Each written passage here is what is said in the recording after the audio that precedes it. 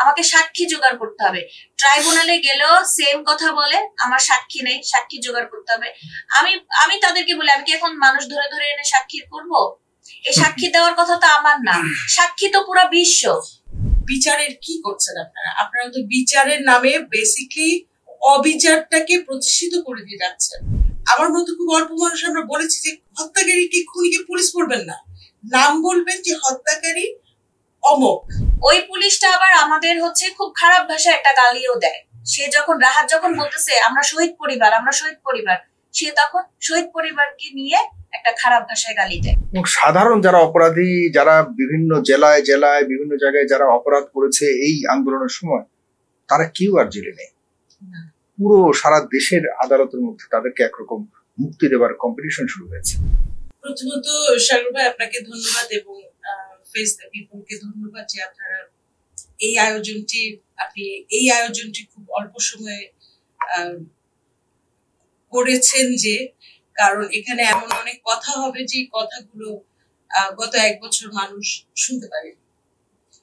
এর মূল কারণ হচ্ছে আমরা শোনানোর ব্যবস্থাও করে না, আমরা শহীদদের যে ভাই আপার আছেন ওনারাও বলেছেন যে না, এই সরকারকে আমরা সময় দেই।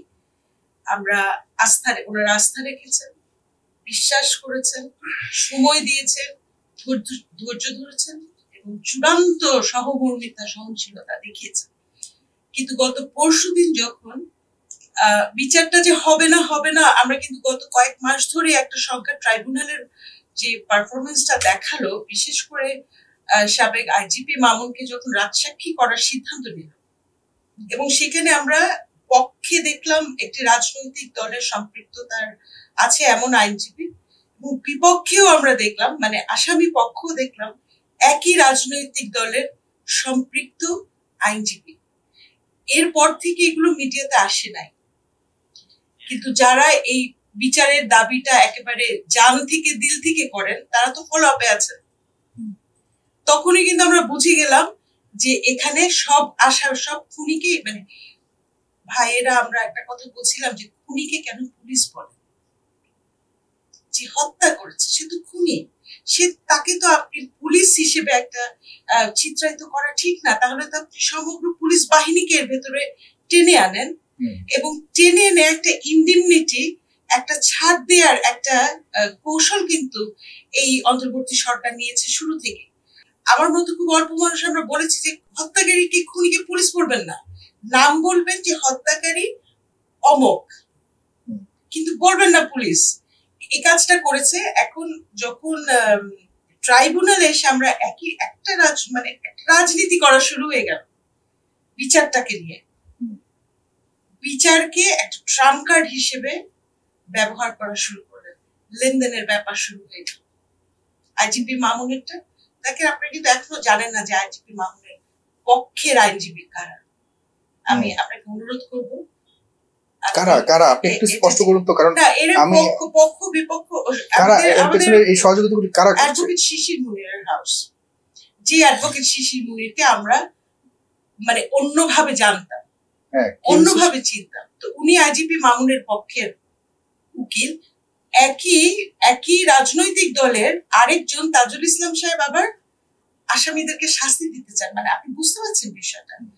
যে কারণে আজকে রবিউল ভাই বলছেন যে আদালত বেঞ্চ থেকে আসামিদেরকে, মানে সুনির্দিষ্ট তথ্য প্রমাণ পাওয়া আসামিদেরকেও জামিন দিয়ে দিচ্ছেন, এবং নিশ্চিতভাবে আমি বলতে পারি ওই খুনি নিশ্চয় হয়তো ইন্ডিয়াতে পালিয়ে গেছে। ওনাকে আর কেউ খুঁজে পাবে কিনা জানি না। এ তো গেল একটা ট্রাইব্যুনালকে, 10টা ট্রাইব্যুনাল করা উচিত ছিল এই সরকার। ওনারা কি বলেন, 3টি ম্যান্ডেট, আমাদের উপদেষ্টার অনেক খুব ভারী গলায় কনফিডেন্সের সঙ্গে কিছুদিন আগেও শুনলাম যে আমরা তো শুধু নির্বাচন করতে আসিনি, আমরা গুরু দায়িত্ব নিয়ে এসেছি। কি বিচার, প্রথমে বলে বিচার, সংস্কার, তারপর নির্বাচন। বিচারের কি করছেন আপনারা তো বিচারের নামে বেসিকলি অবিচারটাকে প্রতিষ্ঠিত করে দিয়ে যাচ্ছেন। এই অধিকারটা তো ওনাদেরকে আমার মনে হয় যে আমরা দেই নাই।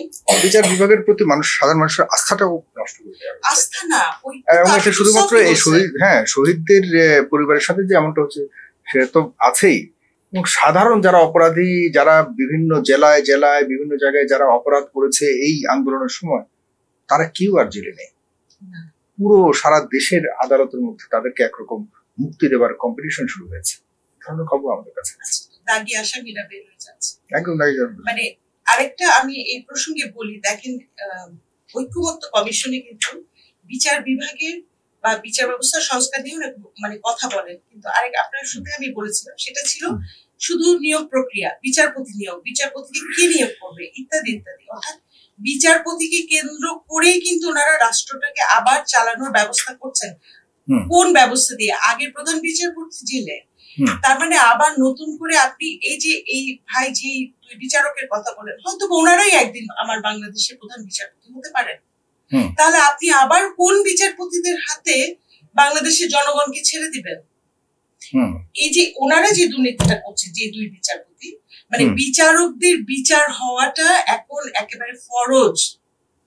কারণ আপনি যে বিচারপতির বিচারক, শুধুমাত্র বিচারপতিদের না, আমি মানে এইখানে আদালতের এবং এর পেছনে যে উপদেষ্টাদের কথা কি বলবো, আমাদের এই উপদেষ্টারা না কানে শোনেন, না মুখে কিছু বলতে পারেন, না কোনো জবাবদিহিতার কিছু আছে, কিছু নাই।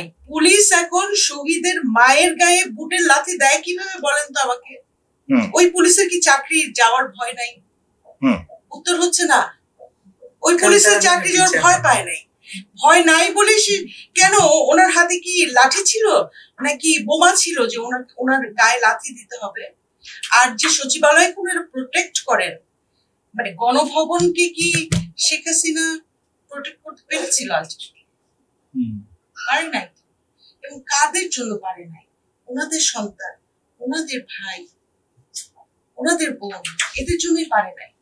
তার আপনি একটু গভীরভাবে চিন্তা করে দেখেন, এই যার সন্তানের জন্য খুনি হাসিনা সমস্ত ইন্ডিয়াকে সাথে নিয়ে নিজেকে প্রোটেক্ট করতে পারে নাই, ডক্টর ইউনূস মানে ওনাদের গায়ে পুলিশের লাঠি দিয়ে সচিবালয়কে কোন শক্তিতে প্রোটেক্ট করবে? আমি খুঁজে পাই না যে ডক্টর ইউনূসের শক্তি কি। জানি না, এটা বড় ধরনের একটি প্রশ্ন করেছেন সাধারণ মহল। আমি আপনার কাছে আসছি, আমি একটু শুনতে চাই শহীদ আহনাফ আহমেদের মা জারতাজ পারভিন, আপনাকে পুলিশ লাথি দিয়েছে? ধন্যবাদ ভাই আপনাকে।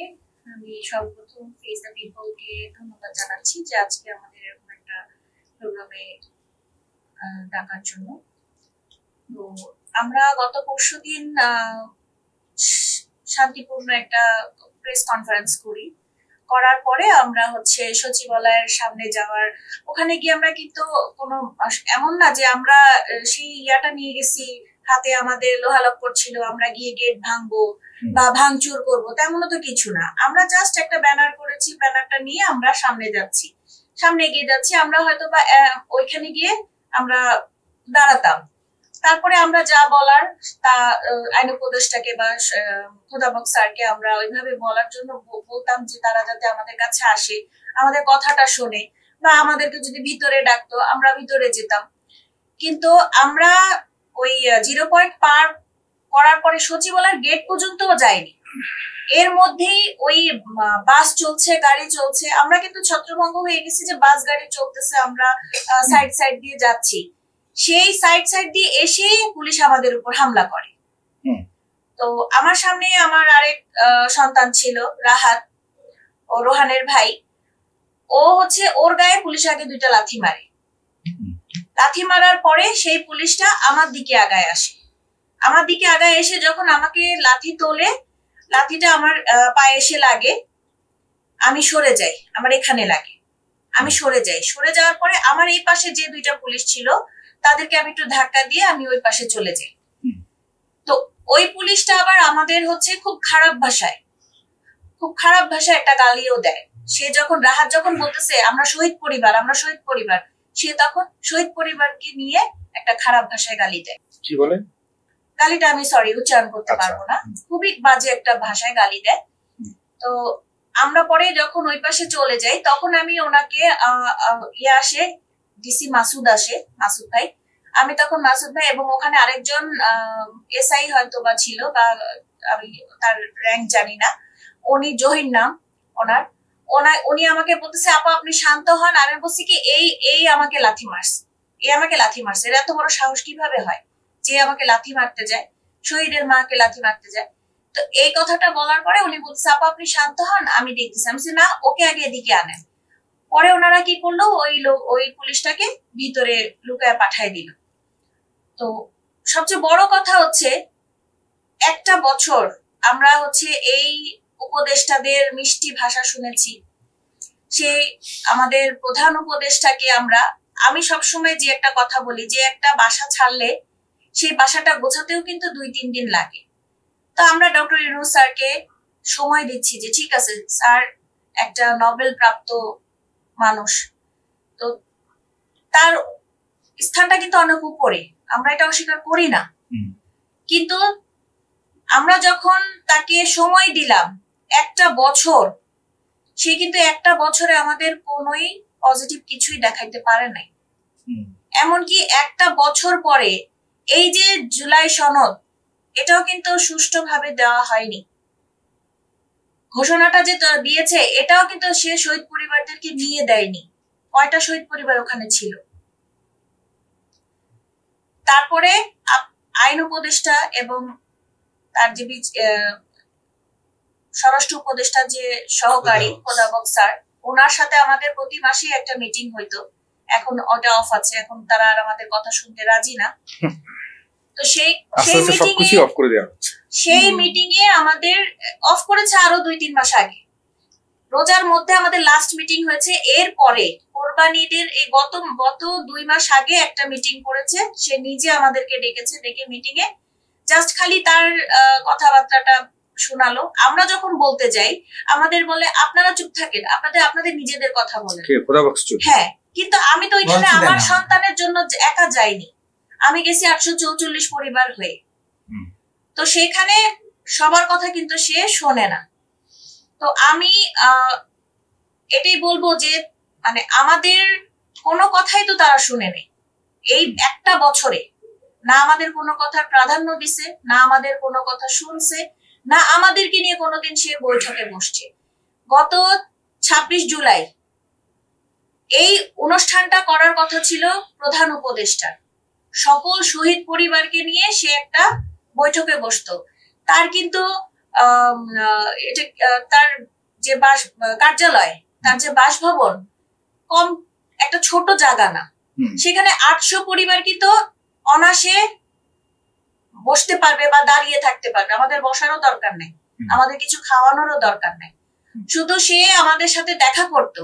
তার তো ভিতরে তো আর কোনো প্রধান উপদেষ্টা নিয়ে যেত না। প্রধান উপদেষ্টার সাথে আপনাদের এই পর্যন্ত দেখা হয়নি? ওই যে 2-4 জন, আমি যেমন জুলাই ফাউন্ডেশনের একজন জেনারেল মেম্বার, সেই ক্ষেত্রে আমার সাথে 2-3 বার বৈঠক হয়েছে জেনারেল মেম্বার হিসাবে, ওনার সাথে 2-3 বার বৈঠক হয়েছে। আর একবার শুধু আমাদের 15-16 জন শহীদ পরিবারকে নিয়ে সে বসছে। জুলাই ফাউন্ডেশনের খবর কি? জুলাই ফাউন্ডেশন তো জুলাই ফাউন্ডেশনের মতোই কাজ করছে। সেখানে মানে কাজ করছে এই যে আপনারা যেসব নিয়ে কথা বলছেন এগুলো তো জুলাই ফাউন্ডেশনের মাধ্যমে, তো জুলাই ফাউন্ডেশন কাজ করছে না। তারা কিভাবে কোথা থেকে ফান্ড আনবে এইগুলা নিয়ে কাজ করছে। এবং সেই যে জুলাই মানে শহীদ পরিবারদেরকে 5 লাখ টাকা দেওয়া বা জুলাই যোদ্ধাদেরকে যে টাকার পরিমাণটা দেওয়া, এটা ছাড়া এখন পর্যন্ত কোনো ইন্ডিভিজুয়াল আমরা কিছু দেখিনি জুলাই মানে আপনাদের বিচার নিয়ে বা শহীদদের জন্য না। এই বিচার নিয়ে কোনোদিনও জুলাই ফাউন্ডেশন কথা বলেনি, আদৌ বলবে কিনা জানি না। তবে নতুন যে সিইও এসছে সে মোটামুটি কাজ করছে, কিন্তু আমাদের বিচার নিয়ে এখন পর্যন্ত সে কোনো কাজ করছে না। কিন্তু আপনাদের বিচারের বিষয়ে আদালত কেন্দ্রিক কাউকে কি স্পেশালি দায়িত্ব দেওয়া হয়েছে যে আদালতে আপনাদের এই বিচার কার্যকে পরিচালনা করবে সরকারের পক্ষ থেকে? অ্যাটর্নি জেনারেল বা জেনারেল তো সরকার পক্ষের, কিন্তু এই বিচার আমি জানি না এরকম কোনো কমিটি করা হয়েছে কিনা সরকারের পক্ষ থেকে। একটা যেটা বাস্তবতা আছে যে মামলা তো হচ্ছে কোর্টে বা থানায়, সেই মামলাগুলো আমি যতটুকু জানি ভাইরাও ভালো বলতে পারবেন, আমি যে 2-3 জনের ঘটনা জানি সেটা হচ্ছে পুলিশ তো হয়রানি শুরু করে দিয়েছে তদন্তের নামে। ওই মানে ভিকটিম পরিবারকে কিন্তু লোকাল পুলিশ হয়রানি শুরু করেছিল। এটা প্রায় আমি 7-8 মাস আগের কথা বলছি। তখন ওই যে ছুটে ছুটে আসতো, আসলে আবার তাদেরকে ফোন করে করে বলতো যে না আপনারা এটা করে না, করতে পারবেন না। মানে ওখানেও বিচারে কিছু নাই। আর এরপর থেকে সমস্ত তদন্তগুলো স্থগিত হয়ে আছে। আচ্ছা, তদন্ত যে করবে, তারপর চার্জশিট জমা দেবে, এইগুলো কিচ্ছু হয়নি। যেটা হয়েছে শুধুমাত্র ট্রাইব্যুনালে কয়েকটা মামলা গেছে। তাদেরকে তো বাধা প্রাপ্ত করতেছে উপর থেকে। হ্যাঁ, সেটা করবে কিভাবে? মানে আমার কথা হচ্ছে যে যেটা একদম প্রকাশ্য, আমার ছেলেকে মিরপুর 10-এ 4 আগস্টে যখন আমার ছেলে গুলিবিদ্ধ হয়, একটু জানতে চাচ্ছি কিভাবে গুলিবিদ্ধ হ্যাঁ, হয়েছে এবং এটা কবে আমার ছেলে শহীদ 24-এ আহনাফ আহমেদ, হ্যাঁ 2024-এর 4 আগস্টে ওর বয়স কত ছিল? 17 বছর। ও এবার এইচএসসি পরীক্ষার্থী ছিল। হুম। বিএফ শাইন কলেজের একাদশ শ্রেণীর ছাত্র ছিল। হুম। তো আমার কথা হচ্ছে আমার ছেলেকে কে বা কারা গুলি করলো সেটা আমি এখন পর্যন্ত জানি না। হুম। কিন্তু ইমাম হাসান তাইম হুম। একে কিন্তু পুরো বিশ্ব দেখছে একে কে গুলি করছে। ওনার ছোট ভাই, হ্যাঁ, রবিউলের ভাইকে যখন ওই যে আসামিটাকে জামিনে ছাড়া দিয়েছে তাকে কিন্তু আমরা দেখতেছি যে সে প্রকাশ্য গুলি করছে। গুলি করছে। তাহলে সেই আসামিটাকে যদি কোর্ট থেকে ছেড়ে দেওয়া হয়, অন্যদের অবস্থা কি হতে পারে? তাহলে আমাদের অবস্থা কি হবে?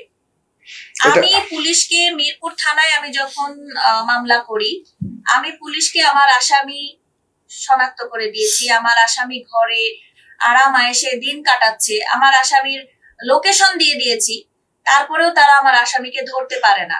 আমার যে ওসি সাজ্জাদ ভাই, উনি স্বরাষ্ট্র মন্ত্রণালয়ে আমাদের মিটিং এ আসেন, এসে আমাকে বলে আপা আপনি কোনো চিন্তা করবেন না, 3 দিনের মধ্যে আমি আপনাকে আপনার আসামি, আপনার তো একটাই আসামি ধরতে হবে। আমি বললাম কেন? আমার তো মামলাতে একটা আসামি না, অনেক আসামি। একটা আসামির আমি আপনাকে লোকেশন দিয়েছি, আর বাকিগুলা তো আপনারা কাজ করবেন। তাদের তাদের প্রশ্ন হচ্ছে আমার কাছে যে আমার তো কোনো সাক্ষী নাই, আমাকে সাক্ষী জোগাড় করতে হবে। ট্রাইব্যুনালে গেলেও সেম কথা বলে, আমার সাক্ষী নেই, সাক্ষী জোগাড় করতে হবে। আমি তাদেরকে বলি আমি কি এখন মানুষ ধরে ধরে এনে সাক্ষী করব? এই সাক্ষী দেওয়ার কথা তো আমার না, সাক্ষী তো পুরো বিশ্ব। এখানে সাক্ষীর কি আছে? মানে তারা বিষয়টাকে যতটুকু বুঝতে পারে, আমাকে সেন্ট্রালি এটাকে সারা বাংলাদেশেই ডিল করছে সরকার পক্ষ থেকে, যে এই ব্যাপারে আর কেউ যাতে কোনোভাবে সিরিয়াসলি মেজার্স না নেয়, নাহলে সব জায়গায় একই অবস্থা হওয়ার কথা না। আর এখন তো তারা হচ্ছে তাদের স্বজন প্রীতি দেখাচ্ছে।